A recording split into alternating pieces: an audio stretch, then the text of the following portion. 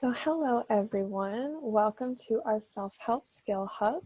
Before we begin, I want to start with a land acknowledgement and say that with gratitude, we acknowledge that the land for a safer space meets on is on the traditional territory of many nations, including the Mississaugas of the Credit, the Anishinaabe, the Chippewa, the Haudenosaunee, and the Wombat peoples, and is now home to many diverse First Nations, Inuit, and Métis peoples. We also acknowledge that Toronto is covered by Treaty 13 with the Mississaugas of the Credit and that we are all treaty people. We are grateful to be working and to be living on this land. So, welcome. My name is Kristen and I am in my final year of my Bachelor's of Social Work program, and I am a placement student here with For a Safer Space. And today we're going to be talking about emotion validation, but through journaling. And we're going to talk about what emotion validation is, a little bit about journaling, and how we can use this to validate our own emotions. But first of all, what is emotion validation? So it is our ability to process, learn, express, and accept our emotions. And it is a skill we have to learn because we are not born knowing how to do this. And a lot of the time it could take some practice and getting used to. The opposite of emotion validation would be an emotional invalidation.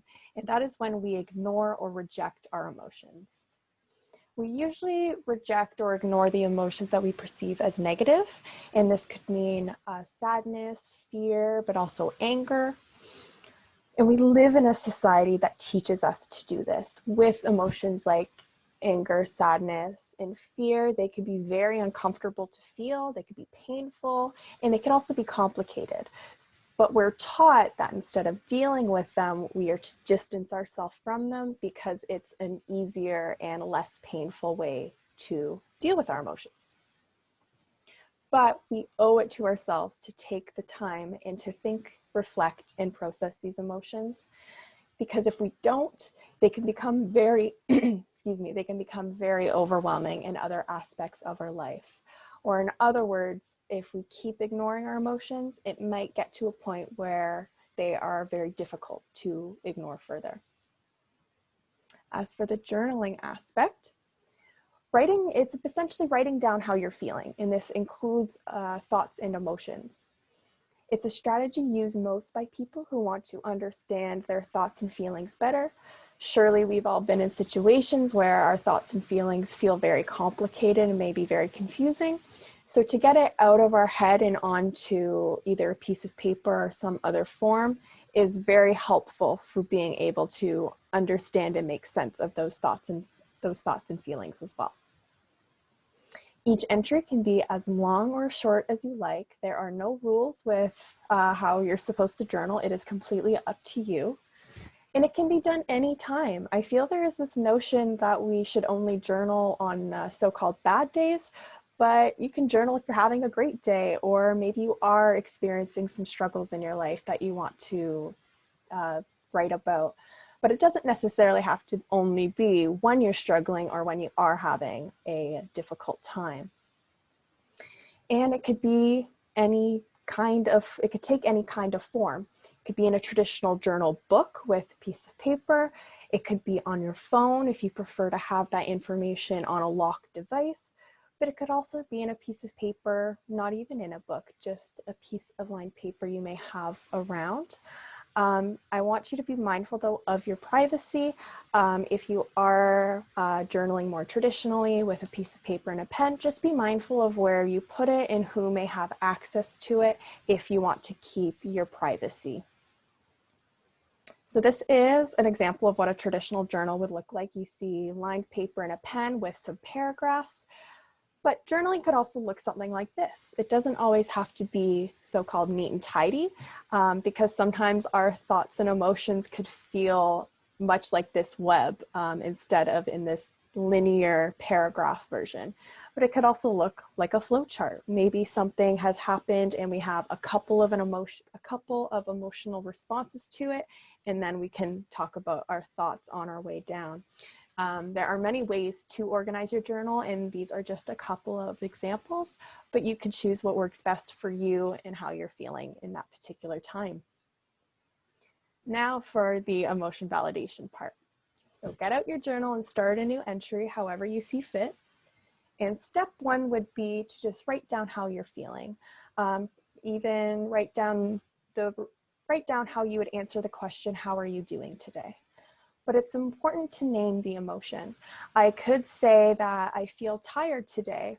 And while that might be true, tired isn't an emotion, it is a feeling. I could say I feel tired today and that makes me feel sad. It's just important to have that emotion named.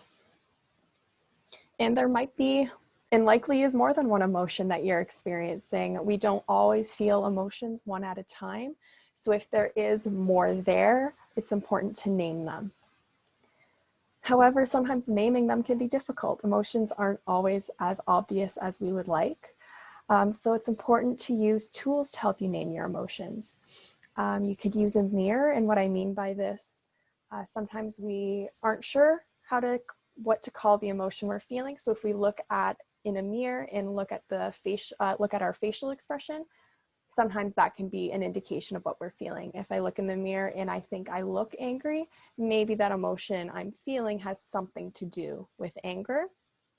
Also pay attention to what your physical body is feeling. We don't always feel emotions with our heads. Our bodies can feel them too. Things like clammy hands or maybe a tight neck could indicate some kind of stress or anxiety.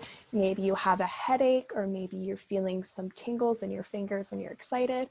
It are those kinds of sensations to pay attention to as well, because they can be very helpful in naming emotions. You could also use tools like a feelings wheel, and this is an example of a feelings wheel. Sometimes it's just hard to put what we're feeling into words, so using these types of frames and worksheets are very helpful for getting our emotions out into words. For step 2, explain to your journal why you're feeling this way or what made you feel this way. And you should include thoughts, behaviors, even events from that day. Maybe something happened that day that didn't necessarily have anything to do with your own thoughts or behaviors, but you still want to talk about it and process it. That would be important to include in the journal entry. And you can be as detailed as you would like. Of course, you want to add enough detail to allow yourself to process it, but you don't have to, if you don't feel like it, go above and beyond with explaining every minute of the day. But of course, if you would like to and feel a need to, it's absolutely up to you. So what this does, it just helps you process the emotion. You are essentially reinforcing to yourself the reasons why you're feeling that way. And in many cases, when you start to write, it's hard to stop. You may be fearful to start because maybe you think there isn't that much to write about, and even if there isn't, I still encourage you to try, because you might be surprised with how much can come out in a journal. Step 3 is the validation stage.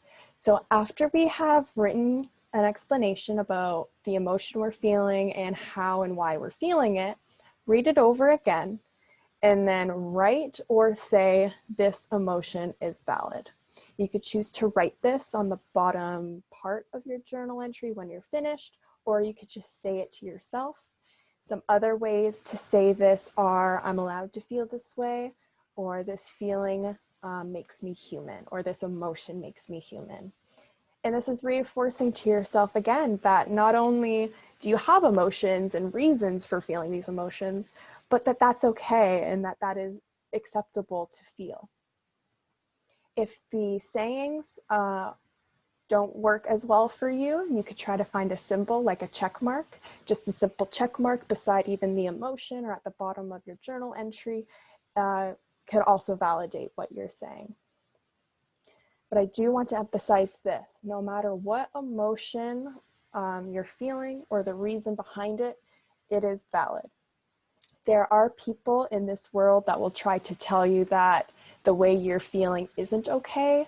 They may tell you that you're overreacting, or that you're behaving or that you're feeling something in the wrong way. But that is not the case. No matter what we are feeling, it is valid.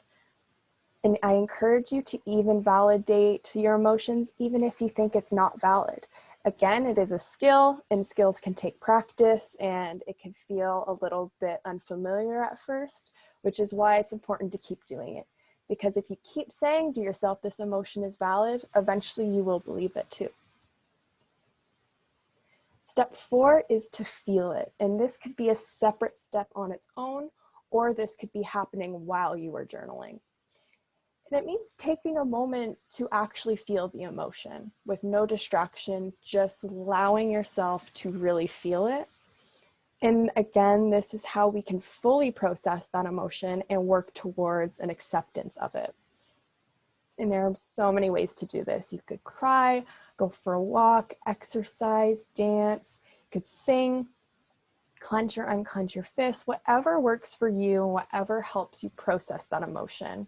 You could cry when you're happy or sing a song when you're scared.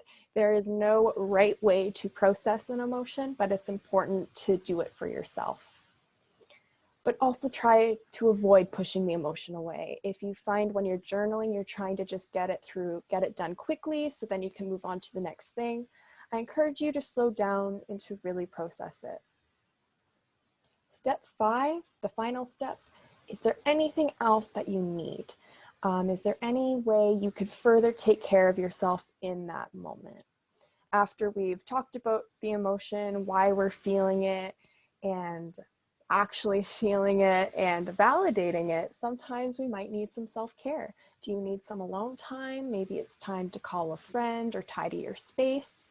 Maybe meditate or take some deep breaths for yourself.